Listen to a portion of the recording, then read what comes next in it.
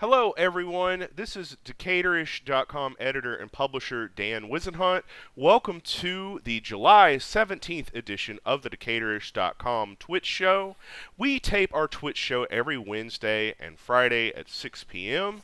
We always try to have great guests, and today is no exception. Our featured guest today is Brittany Burnett, who is leading an effort to recall Governor Brian Kemp. Brittany, hello. How are you? Hey, doing great. How are you, Dan? Doing great. And just for the record, we did notify Brian Kemp's office that the show would be occurring today. We invited them to participate. We did not hear back, but if they would like to join our show at some future date, we would love to have them on to talk about this some more and talk about some other stuff as well. Also featured on our show today are Decatur-ish columnist Hans Utz. Hans, how are you?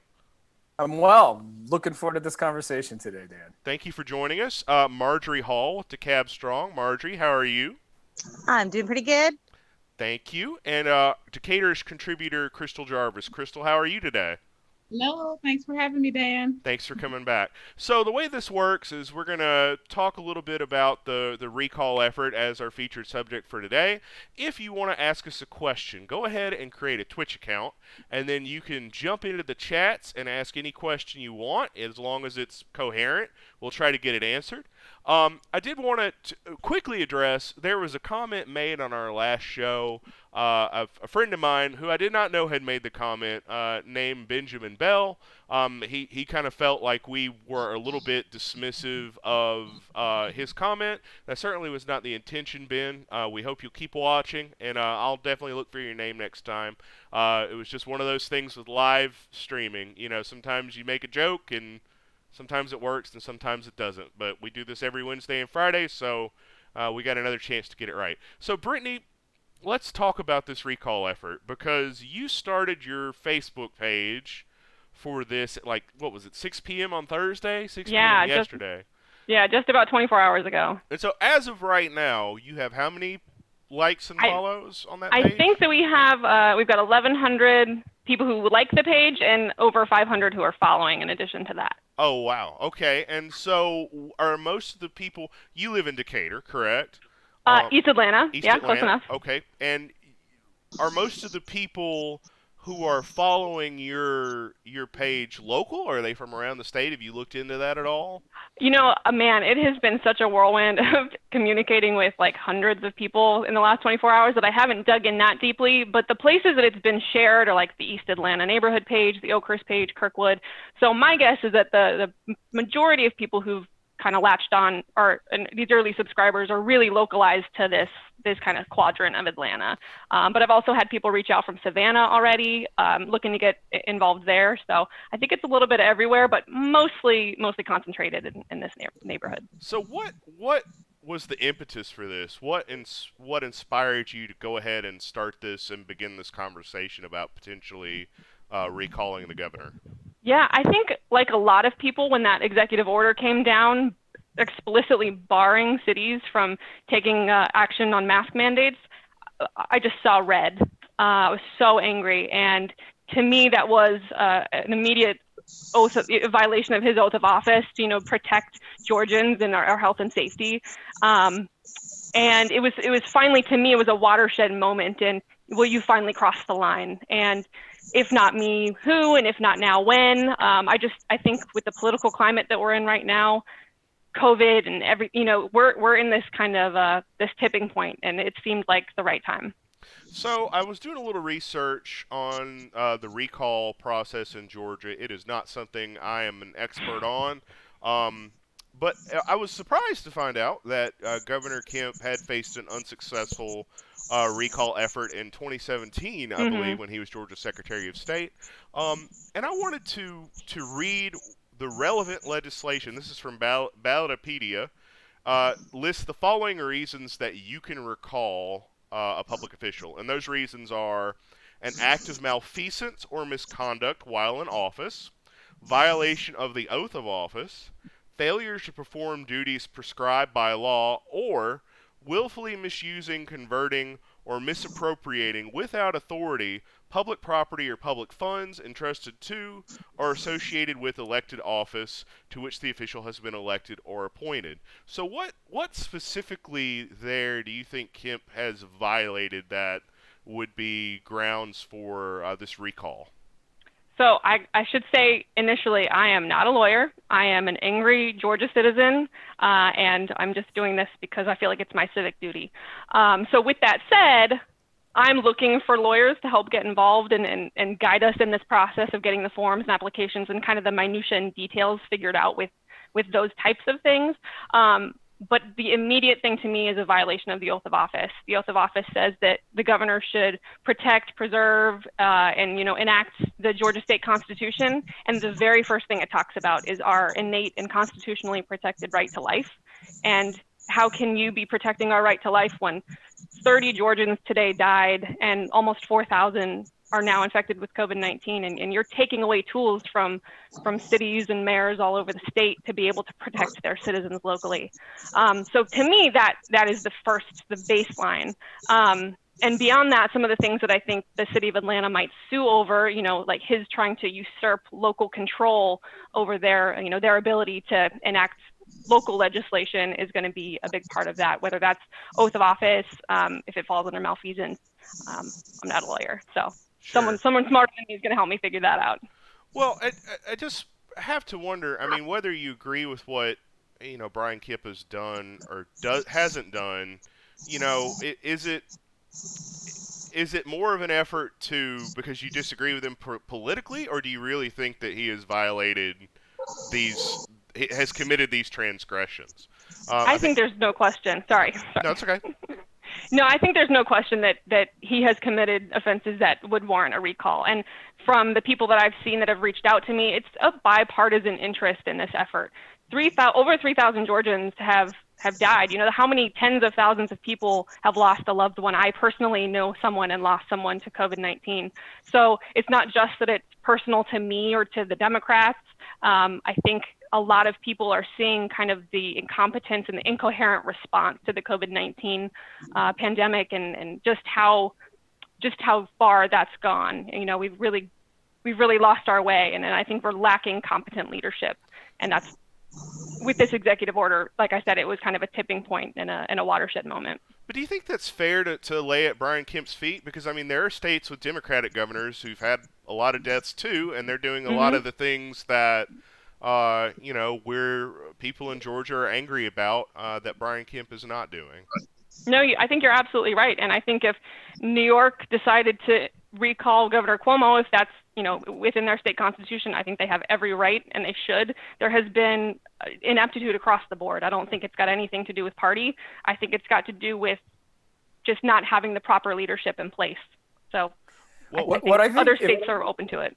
If I could go ahead. Point out, Dan, really quickly, I think that the fundamental difference here between Kemp and, frankly, almost any other governor, maybe the exception of Texas, this isn't about incompetence. This is about opting to interfere in an effort to protect citizens. It is a active step that increases the harm to Georgia citizens. It's not just, he didn't make the right decision, or they didn't release tests quickly enough, or there's basic incompetence across the board, regardless of party. Kemp has taken a malignant act to prevent the ability of local municipalities to protect their own citizens. And so in consequence, he has taken a direct act that harms Georgians. Yeah, absolutely. And that's where it crosses over that line of just being incompetent to you are actively, intentionally putting your citizens in harm's way. Marjorie or Crystal, you want to weigh in? Yeah, I do. I am somebody who historically, watching recall efforts, it's something that I have typically found that I've been skeptical of. Most recall efforts that I have observed politically, I don't recall a big one in Georgia.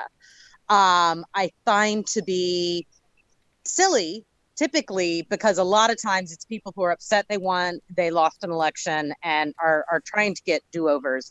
This is an exception, though. I agree with what Brittany has been saying and what Hans has been saying. the recklessness of the behavior of this governor, the failure not only for him to take actions to protect Georgians, but to actually actively stop cities from taking actions to protect Georgians is so egregious that I think that this kind of campaign is called for. Crystal, what do you think? So I'm ecstatic that this is happening. I've been one of those people that have been at my home. I've been in my home, following all the rules of the guidelines, and seeing that he is. I mean, we are looking to our leaders to help us. We are looking to our leaders to guide us and tell us what to do, and for him to make decisions that are purely economical and purely that stands with the president. I noted that him also suing Keisha Lance Bottoms right now. She made a statement that basically was saying, what a waste of taxpayer dollars in the middle of a pandemic. We have so many other things we could be focused on right now, but you choose to sue me over trying to protect the citizens of my city. So I think that a lot of what he is doing, like she was also saying, just really purely has to do with him being far too loyal to Trump. And he is clearly not even leading the polls anymore. And I literally was talking to someone earlier, just posing the question, why? Why are some of these Republicans, as far as their party is concerned, what kind of power does Trump have to where they are so loyal to them, even to this extent, even when they see that their offices all look like Dan's background right now, just fire in the background? I don't understand it. I think Jeff Sessions is Jeff still Sessions. kowtowing. Jeff Sessions is still kowtowing. But I think Jeff Trump. Sessions is also the answer to that question. I mean, everybody that hitches their wagon to Trump ends up humiliated and or in prison. That seems to be a running theme. So why do these people keep doing it? Because he's got his claws into the id 30% of the country of the conservative 30% party, of the country. and it's performative.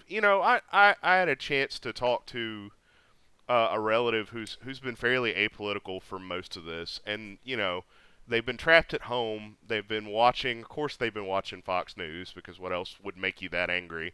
And they said, I'm going to vote for Trump. And I'm like, okay, we'll go vote for him. I mean, I don't care. You can do what you want. But then they were like, no, I'm going to vote for him. Like, they were stabbing me. I was like, I don't give a shit who you vote for. It doesn't matter to me. But it reminded me that there's this element of provocation and cruelty, within the. It's not so much that I'm for Trump, but I'm for Trump in order to wound people that I don't like, or whose politics I don't agree with. And yeah, go ahead. I wanted to go back to something that Crystal had mentioned regarding the economy and having a very economic specific focus. And I think what infuriates me about some of the dialogue coming out of the governor's office is that that's a complete red herring of an argument, right? If you are for the economy, you are also for shutting down tightly for a short period of time until we get past this. Exactly. You cannot recover this economy with people dying and terrified, right? Like that's just, and so the only way, actually, of all of the prescriptive elements that are out there that would ensure a more rapid recovery and a cut down of the virus, the cheapest, the broadest doable, the one of the most effective short of a vaccine, and the one that doesn't harm anyone is to wear a damn mask. And it's astounding to me. It's extremely astounding. Yes. I mean, when we first started this, there were. I suck. Sorry. George Cheedy, everybody. A George Cheedy appears. How's it going? Hey, good. Good to see you, George. So, you too. What did I miss? Well, so Brittany Burnett has joined us. She's here to talk about an effort to recall Governor Brian Kemp. She started this Facebook page about it yesterday, and they've already had 1,000 follows. So clearly, there's some level of interest. My Yeah, question but is, I assume you've told them all that it's never going to fucking happen. But Hey, did I? hey.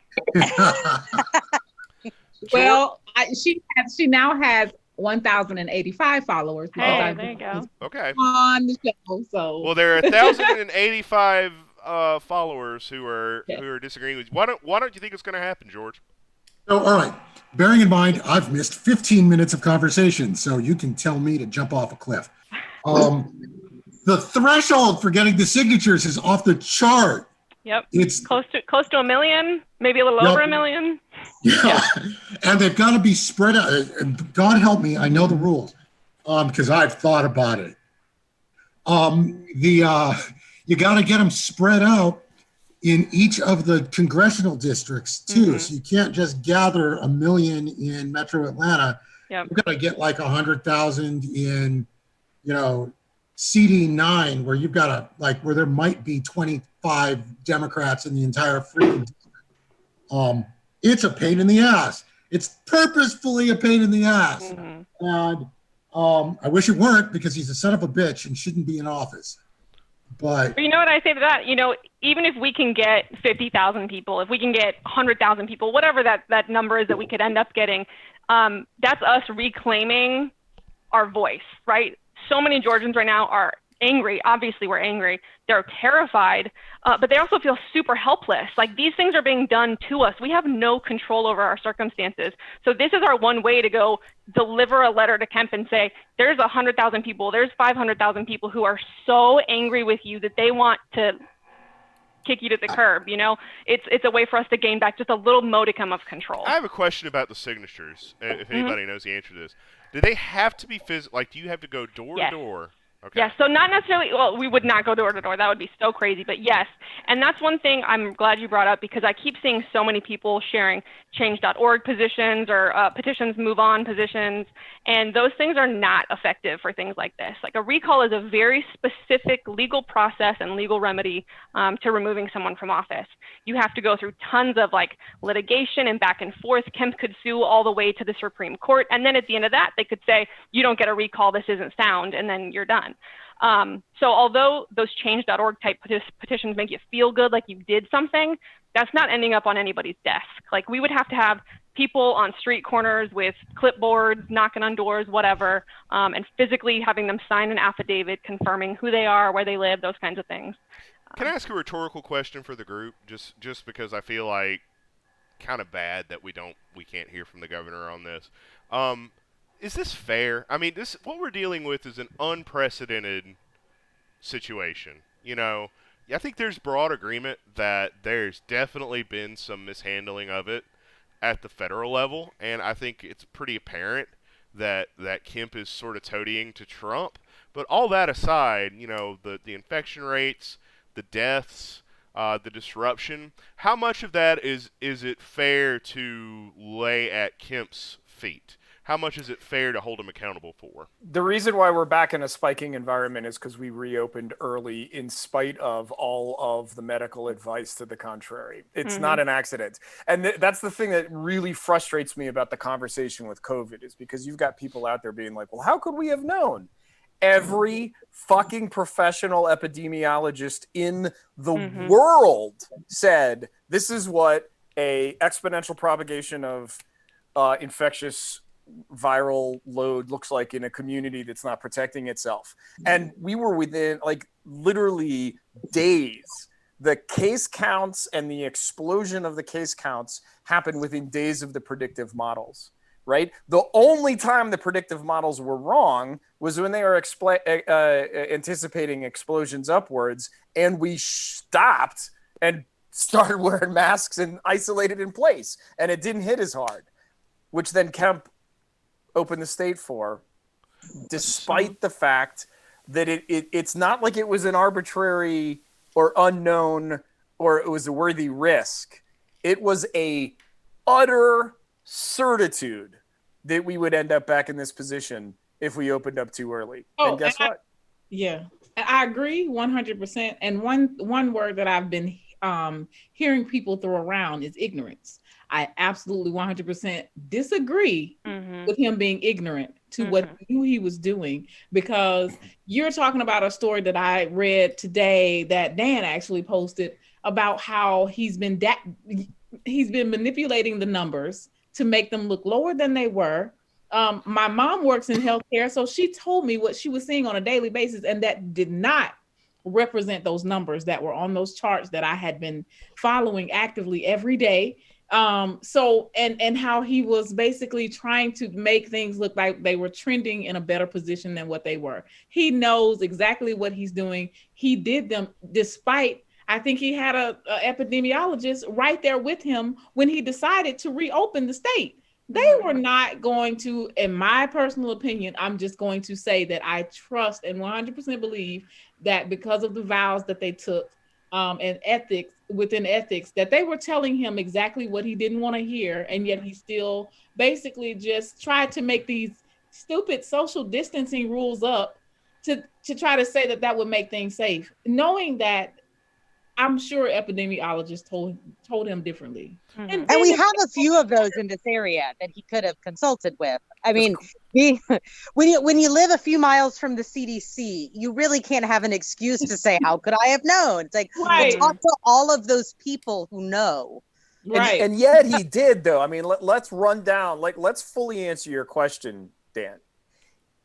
He came out looking like a moron saying, how could we have known that you could have asymptomatic transmission? Like, this is a surprise to me. In April, he was out there saying that, which is like fall out of your chair insane. Then our numbers pop and we take all these, shelter in place steps, which, to be clear, were actually led by the cities, which were putting the enforcement in place. The numbers started to curve down, and Kemp rushed to be the first governor to reopen so early that even Donald Trump himself was gobsmacked about it. And now we've got the case counts blowing up. The one thing that is in our power to do to stop it pre-vaccine is wear masks. And Kemp is out there saying, I'm not going to allow that to be the standard. And Hans, it's just like a litany of decisions that are all malignant. It's insane. Brittany. Hans, you did bring up a really good point about at the beginning, he let go of all control. He said, oh, you guys got this. Like at the local level, you should take care of it. I don't want anything to do with it. And then he wants to take back that control when he disagrees with it. Yep. When it's something that goes against the cult of personality that is the Republican Party right now, is just highly inappropriate, and it's obviously intentional.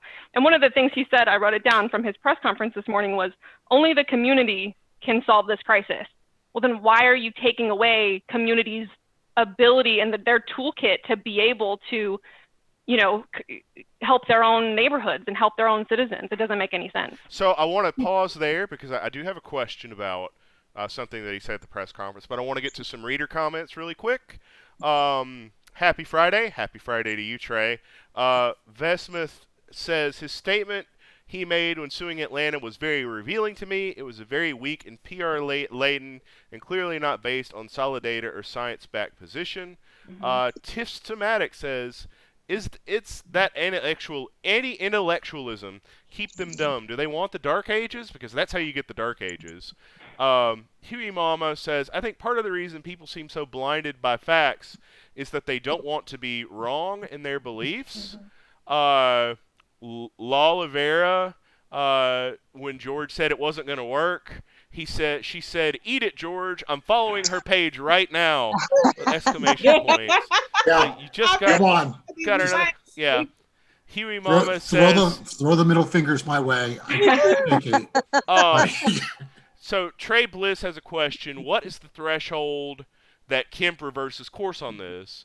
Is the recall going above? That's the right answer. Yeah. That's the right question, I should say. That's it. All right, let's touch on that. What is the threshold where Kemp says, you know what, I was wrong? Well, he's never going to say he was wrong, but he said, you know what, I think masks are a good idea now. What is the threshold? If you can pop enough signatures in one or two primarily Republican congressional districts, that will reverse it. So let me let's make sure that we are being thoroughly fair here. He is saying masks are a good idea. He's That's right. saying that Georgians know well enough to do it on their own, and we don't need to mandate it. That's not which right. which is not right. That's not correct. This is look. If I can be a little dark for a second. No, not that. I think that you're not going to get the signatures in time. He's going to change course prior to that, because we are a couple weeks away from people dying in the corridors of hospitals. Yep. Yeah. We're a couple weeks away of people dying because they can't get to a ventilator. And we're nonetheless, oh, sorry. Yeah, no. I mean, we're a couple of weeks away from seeing what Italy looked like at their peak. And you know what? When people are dying unnecessarily, when people could be treated and they can't be treated because there isn't actually space, when that pain starts to happen, and that pain's not going to just happen in Atlanta, that pain's going to happen across the states, I think that this conversation becomes a very different one. I just don't think that's survivable. So I want to pitch something to George that Governor Kemp said this morning during his press conference, and I've been waiting for somebody to say this, and he basically blamed the spike on the protests, the Black Lives Matter protests. And, well, I mean, in fairness, it was crowds of people. They were getting together. Okay, his statement was, when people got out in the streets, that sent a signal to other people that it was okay to get out and about. And I have to confess, as much as I support Black Lives Matter, and as much as I detest the mistreatment of Black Americans by the police, I did have a similar thought. I said, gosh, is this going to give people who don't care about any of this stuff license to go out and engage in risky behavior? And I wanted to give George a chance to weigh in on that. I had the same thought, believe it or not. I thought the same thing. And so, I am gratified to know that the data seems to indicate that the protests didn't do a whole lot in terms of themselves. And that a lot of the spike that we're seeing is outside of Atlanta. But I think the essential logic of it isn't unsound. Except that, how do I put this? The way he's doing this lawsuit, I'm about to try to make dinner while we're talking. The way he's doing this lawsuit, where he's going specifically after Atlanta and not trying to shut down the other places in the state, and certainly not having a conversation with, I don't know, red state Georgia, I think is because he doesn't, this is dark. This is dark. Suppose Atlanta's mask ordinance works. Just straight up, let's say that the mask ordinances work. Suddenly, it looks like Atlanta's political leadership is competent, where red state Georgia's leadership is not. And the optics of that are politically dangerous enough for him to want to shut that down now before it becomes completely obvious. We're all in it together, we all need to do it the same way thing, so that he absolves, Macon and, Ringgold and, areas outside of Valdosta and small towns where his bread and butter are, who are about to get creamed too from looking worse than the big city Atlanta at taking care of this stuff. That's dark. I mentioned this earlier, the idea that he would sue the city of Atlanta and not say Brookhaven, even though they made more or less the same move. Brookhaven, white guy mayor, Atlanta, black woman mayor, just the optics of that. It's hard to not look at that like it's a signal. And I actually want to say I had somebody in my Facebook page, which I often have to moderate. I did note that a response that somebody had was that somebody who supported Kemp suing Keisha Lance Bottoms, and he commented, "That'll put her in her place." And I kind of saw that and I was like, yes, exactly. Thank you for your honesty. Yeah. It just found its audience apparently. Mm-hmm. Well, okay, so I'm at the point to where I'm bursting, so I kind of have to say something. I don't know where to start, right? So, but part of it is back to Dan's question about basically, or talking about how Kemp tried to blame some of what has happened with our spiking is the gathering of people to protest the Black Lives Matter movement. Okay, he himself didn't shut down. He was one of the last governors to decide to shut down. He himself was one of the first governors to open the doors to the economy back opening. And then, yes, a Black man did die after spending 8 minutes and 45 seconds under the knee of a white police officer. We absolutely had to get out into those streets. And I'll tell you one thing, if it wasn't for COVID, I would have been out there too. But I am trying to protect my daughter, and I do not want her to get that. But I am using my voice in many other ways to speak out and to help educate others in ways that I couldn't do in the streets. But I say that to say, why blame it on we get blamed for so many things that is sickening, and it gets to the point to where it pisses you off, like on a whole new level. Why that? Why not any of the actions that you did yourself? Fucking telling people that they go in the store or not without a mask on because you feel like you think that people are going to make that decision when I walk, because of you people that don't wear masks. I have to get my groceries put into my trunk and get home and find at least 5 items that are not what I ordered.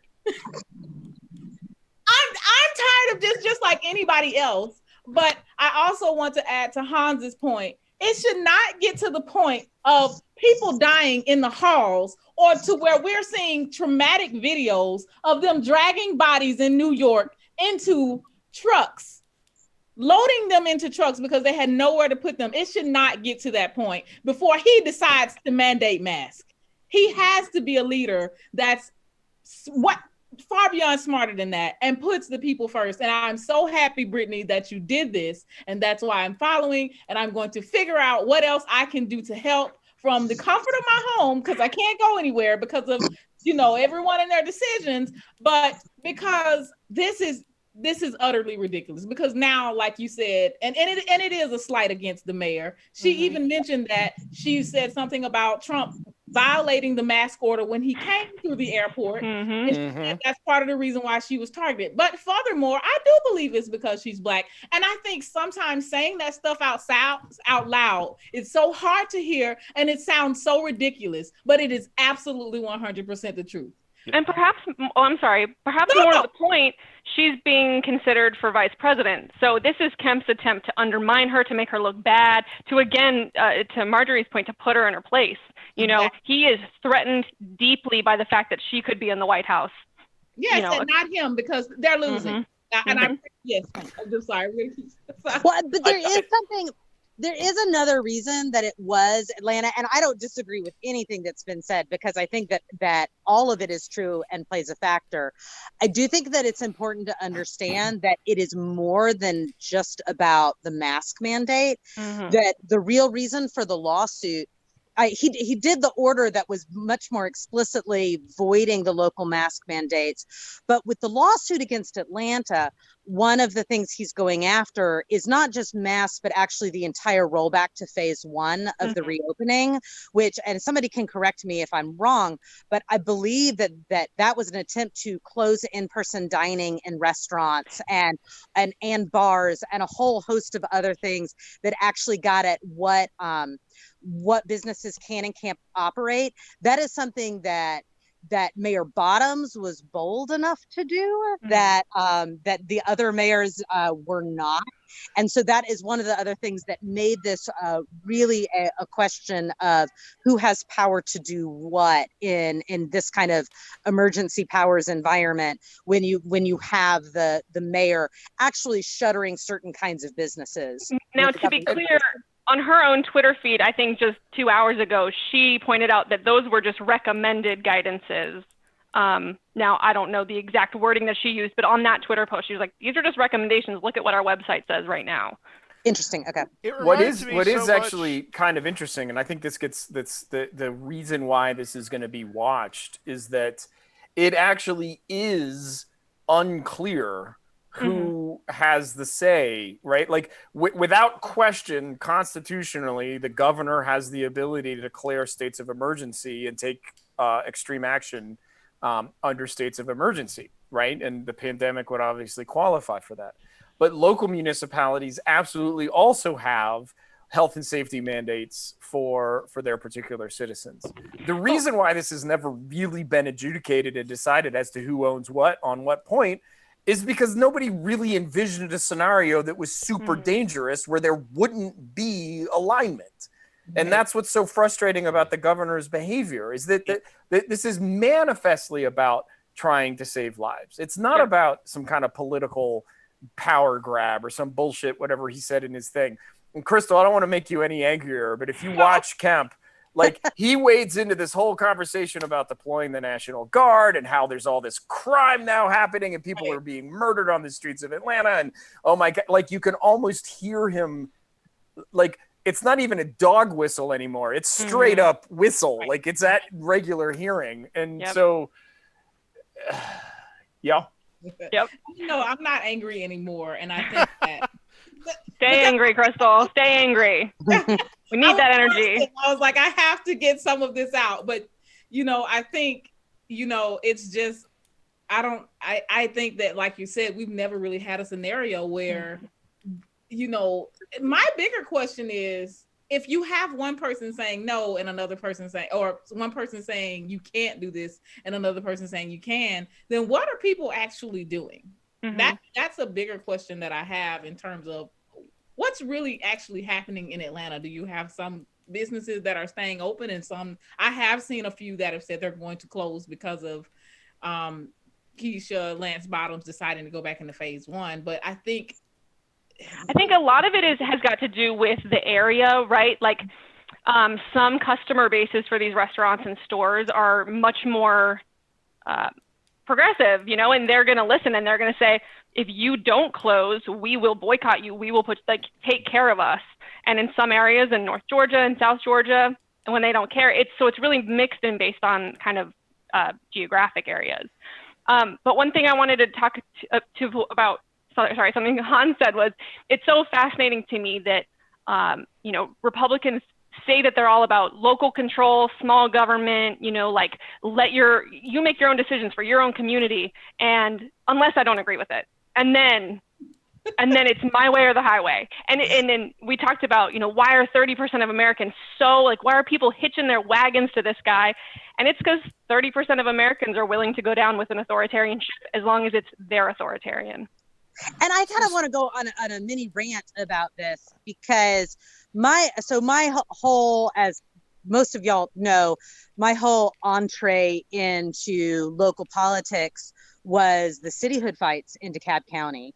And for a freaking decade, more than a decade, I watched as this flag of local control was flown that always had this really nasty racial subtext.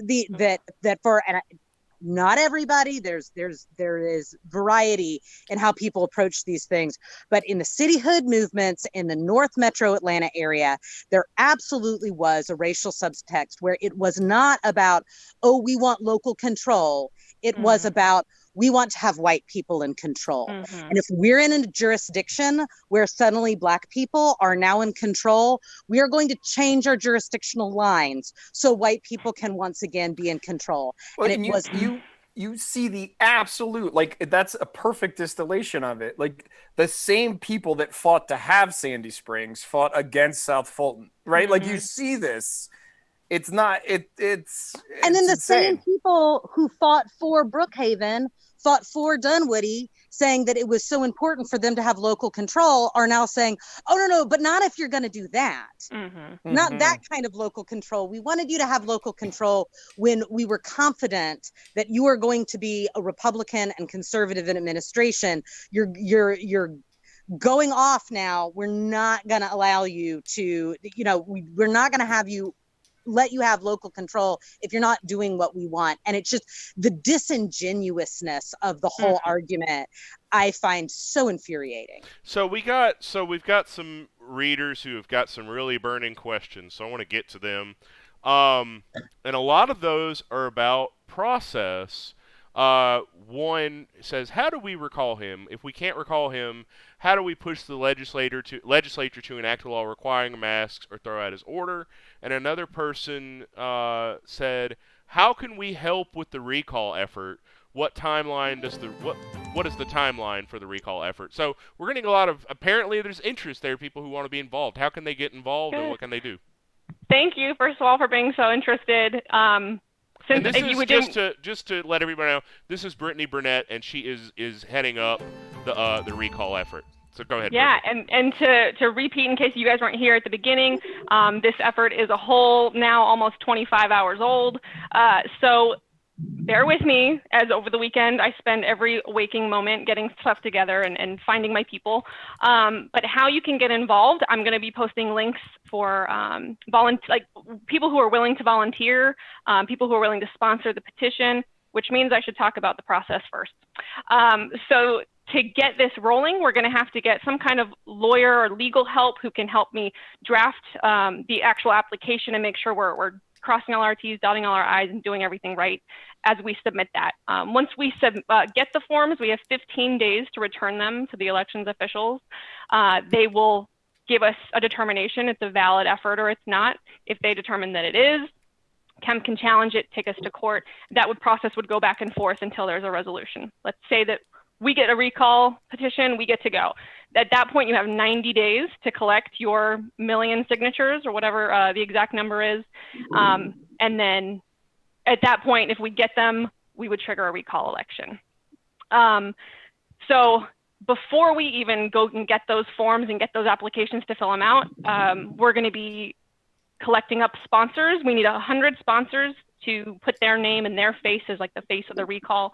I think I have those people now, but if you're interested, by all means, you can shoot me an email, shoot me a message on our Facebook page, which is Recall Governor Brian Kemp. And we will submit that. Then we'll need, I'm setting up a GoFundMe. We're gonna have to raise a lot of money. You gotta think all of the printing involved in this process. We're gonna need banners, we're gonna need tables, we're gonna need permits to go set up places. And all the other costs that are going to be associated with this, not to mention the legal costs. And then after that, we'll need boots on the ground, right? We have to get these signatures in person. So we're going to need easily 1,000 volunteers statewide. I'd say closer to 2,000 to really make a concerted effort and get these signatures done. So I'll be putting up forms for all of those things for people to submit their information to get, we're going to basically have everything queued up and ready to go so that when we turn that paperwork in, we can be ready to go on a dime. We don't want any delay. We don't want to spend the first 30 days of our 90 days figuring out what we're doing. Yeah, talk about that 90 days. So is there a legal deadline that you have to meet, and what is it, and when does the clock start running? That's a great question, and I've read through the codes, and it's a little bit confusing because of that whole legal back and forth, and I need to do a little bit more reading on that process, because I think once you turn it in, you can start collecting signatures until the moment it gets taken to a court and to a judge, and then I think you stop, and then so there's a little bit that back and forth kind of is confusing to me, so I need someone smarter than me with a law degree to give me the nitty gritty on that part. And the Facebook page is Recall Brian Kemp. Is that Recall Governor Brian Kemp? Recall Governor Brian Kemp. And it's got, well, how many followers does it have now? Does it have 1,000? I don't know. Does anybody have it up? Let's see. Yeah, I mean, she started this 1,085 when I clicked. 1,085. Okay, So she started the page at 6 p.m. last night, and so she's already gotten quite a bit of interest. Let's go through some more comments. There was something in the language about a judicial order. Could a private citizen bring suit in some way that could result in a judicial order to support this and just make the governor a non-issue here? I mean, I guess, you can get a judge to pretty much do anything if you can make the right argument, I suppose. We can get enough money. No, wait, I'm not sure. The question is whether you could file suit to get the governor taken out of whether he can stop us from using a mask? I think so. Or That's my. okay. But in a Uh, way, that's already kind of been done, because when Brian Kemp, it's a dangerous thing to file suit, because he has filed a suit against Keisha Lance Bottoms, saying she doesn't have the power. It's kind of up to the courts now, and it is possible that there is a court ruling in that could be very adverse to Brian Kemp, that could not only say, yes, Keisha Lance Bottoms can do this, all cities can do this, and all the cities can do whatever they want because you overstepped your power in the first place with some of these executive orders. So, by doing this, he is actually putting some of his own executive orders in some jeopardy. We will see what the courts decide. Now, actually want to weigh in on George, this myself, because I agree. So not a lawyer, but I've seen this sort of thing before. If his executive order is considered arbitrary and capricious, and I'm sure you've heard that phrase once or twice because of federal court rulings in the Trump administration. If his order is considered arbitrary and capricious, it violates the United States Constitution. So even if the state court says, yeah, Kemp's got this power, theoretically, Keisha Lance Bottoms could take this to a federal court, and the federal court could be the thing that puts all of his executive orders into jeopardy over that arbitrary and capricious question. And he's got to be aware of that, which is why I'm thinking it's just a shot across the bow. Like, the legal risk for him is so high that you have to start asking questions about what the political risk was, or what his political, what was he trying to accomplish here? Because I don't think it was a legal question. I don't think that he's just trying to protect the legal prerogative of the governor having power X, Y, or Z. Because if that were the case, he would have sued everyone who tried to do this in order to establish that, like, it's not just a jurisdictional thing with Atlanta, it's the whole principle of it. But he just went after Atlanta, which legally makes no sense. Like, there has to be a political motivation. But talking about the political motivation, the White House itself today came and said Georgia needs a mask mandate, and they should allow local control to be even more restrictive. Did than they the governor. really? They did. So what political upside is there at this point? Like, that's why you don't hit your wagon. I've never seen under the bus. It happens. It's like Charlie. It's like Linus with the football, or Charlie Brown with the football. I have never seen people so willing to jump under the bus for a person. I mean, that here it is again. It's just like with the whole when he reopened and Trump was like, "Oh, I think that's a bad idea." Like, why does Kemp keep sucking up to this guy? Like, I'm not opposed to sucking up to your political heroes, but aren't there better people to suck up to? Like, that's just me. Someone who's not sitting at 35% approval rating. Yeah. So I do want to also not a lawyer. So I'm saying this with all due humility, but Kemp may not be in quite as much legal risk as I think we're making out. I mean, I do need to point out that all things being equal, when a constitutional entity goes up against a charter entity, the constitutional entity generally wins, right? That's the basis of having a constitution versus a charter, which is enabled to you under the rights of the constitutional entity that has granted it, right? And so I don't want to necessarily give people false hope through this conversation either. Having a constitution behind you gives you an awful lot of leeway and power when you're dealing with a non-constitutional entity. That's just that's the nature of it. And just so everyone listening is clear, the state of Georgia is a constitutional entity. The counties in Georgia are constitutional entities. Cities in Georgia are called charter entities. The constitutional entity under which they exist has given them a charter by which they can exist, right? So they're not as powerful. They're not as powerful a legal entity. That's not by accident. That's very much built into the system. So, does anyone here know? Let's look ahead. Let's say that you get the signatures, you're able to get this on the ballot. What happens then? There's a vote, I guess, presumably to recall him, Right. and then he's removed. And then is there a special election, or? Yep, that's my understanding. Okay, and will there be primaries as a result, or the Democrats have got to go through a special primary? That's a phenomenal question that I am going to sit down and read about tonight. Because I just want to be clear that not only are there going to be costs for you and your organization substantial, to get it, there are also going to be costs to have elections. Mm-hmm. On top of that, and elections ain't cheap, and they ain't getting any cheaper. It seems like they get more cumbersome and costly every time you turn around. So just throwing that out there too. It's not it's a tall hill. It is. But again, if nothing else, it's us reclaiming our voice. Sure. And I think there is a valuable symbolic gesture there. So we're at 10 minutes till the hour. Ultra. I don't even know. I'm sorry, I can't pronounce your screen name. Says, can the signature form be made available online so people can print and fill out and send it back, or does somebody have to be there with them in person? No, it's got to be in person. That's written into the code. Unfortunately, it's, I think, part of making it super, super hard to do. But it's also to be able to, get all the proper like notarizations and things like that. But if you follow us on Facebook, I'm going to start to put together infographics that kind of explain and dumb down the whole process to make it accessible to people to understand. I'm from Alabama, and I'm generally in favor of people dumbing things down, so I appreciate that. So we got about 10 minutes left. I want to say that we have had great viewers for this show. Normally we average about 10. Today we've been averaging 40 every second. Yay. So what amazing. Thank you all so much for joining in with this conversation. I do want to remind everybody that we do tape this show every Wednesday and Friday at 6 o'clock. We generally go from 6 to 7. Sometimes we go a little over if we're having a lot of fun.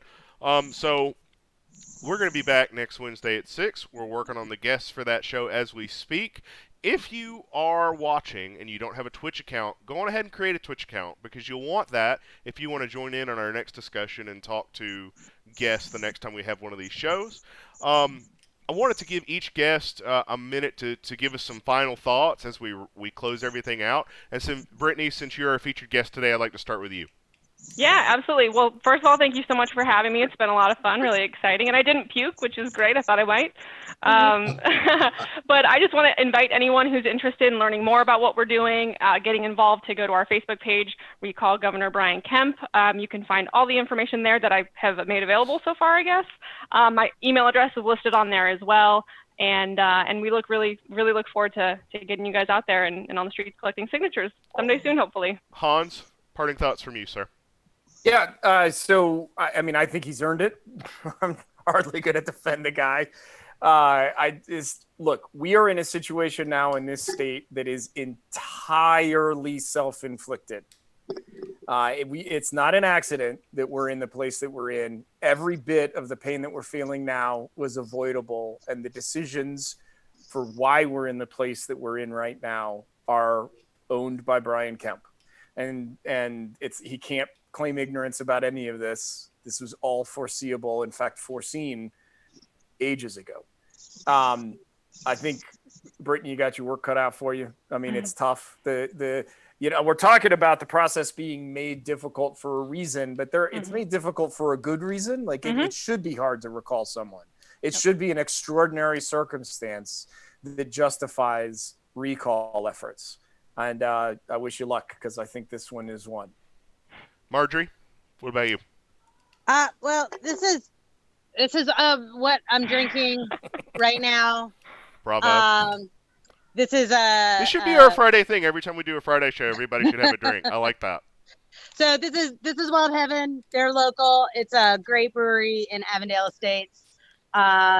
I just want to, it's great. It's only 4.4 ABV, which does not seem like it's quite high enough, in my opinion, for emergency drinking. But I just wanted to remind people that in whatever way you can, that is safe, do what you can to support our local businesses and our local restaurants and each other in our community. This is tough right now, and a lot of people are suffering. And part of the problem with this particular kind of crisis is that everybody's having it at the same time. Hopefully in life, you get to have a crisis when the people around you aren't and they can help. But right now, we all are. So if we could all try to remember how to be kind and thoughtful and help our communities as much as we can, that can make it just a tiny bit easier. It is my understanding that everybody hurts sometimes. George, parting thoughts. So there have been exactly 2 governors in the history of the United States that have been recalled. Lynn Frazier, North Dakota in 1921 over nonsense nobody remembers, and Gray Davis from 2003 because California was that screwed up. So it's hard. It's worth mentioning that Georgia's probably more screwed up today than California was in 2003. Like the actual functional risk to Georgians is greater today than what led to Gray Davis being recalled. I bet nobody can even remember why, sitting here, and we're a bunch of political wonky people. So yeah, you do have your work cut out for you. It is difficult. Overturning the will of the electorate is not just challenging it, but it should be challenging. That said, you get a lot done by trying. Like, even if all you do is move the needle so that everybody has to pay a little more attention to what the hell is going on and think that much more deeply about what their vote gets them, I think it's a worthy cause. Crystal, parting thoughts? Yes, thank you, Dan. Thank you for joining us. First, apologize for dropping the F-bomb. No, I think never everybody apologize for that. Yeah. Never. I think there's going to have to be a line of people who apologize for that. I know it's something that is allowed, but it's something that I just don't do, because, I try to be innocent most of the time. I do run a professional business, but that was very, very necessary because guess what I'm about to do? Go get groceries, pick them up, and have them put in my trunk for the probably millionth time now. So I'm very happy that Brittany, you are working on this initiative. I am going to send you a message via Facebook to figure out how I can help in some way, shape, or form. And I will be trying to spread this message because I truly believe in this, and I truly believe in like what you are saying, our voice. This is one thing that we have been practicing throughout this pandemic. And so I believe that it's very important for us to continue that. So I would like to thank everyone for having me. This was such a great conversation, and I'm so excited to have been here today. So thank you guys, and yeah, cheers to groceries. Indeed. Want to point out that Decaturish will not be taking an editorial position one way or the other regarding the recall effort. We will definitely be following it, though, especially because it's being led by someone who is local. I did want to note for everybody that DeKalb County's new superintendent, Cheryl Watson-Harris, has agreed to do a special Twitch show with us on Thursday. We'll only have 30 minutes with her, so it'll probably just be me and her. I'll be begging her to reopen the school so my son can go to school. Not really. But I hope you tune in. I will be promoting that on Facebook and whatnot. I hope you'll all have some questions. We'll have 30 minutes. We'll try to make that a productive 30 minutes. Thank you to everyone who joined us today. I hope you have a wonderful, safe, and healthy weekend. We're going to see all of you again this coming Wednesday at 6 o'clock. Hope you'll join us. Thank you for watching.